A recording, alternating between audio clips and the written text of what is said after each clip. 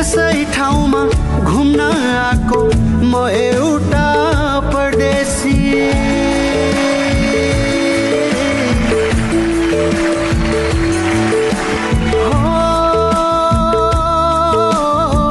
यसै ठाउँमा घुम्न आएको म एउटा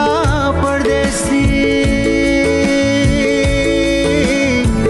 थाहै नपाई बसेछ माया आकाश भन्दा बेसी थाहै नपाई बसेछ माया आकाश भन्दा बेसी हिउँ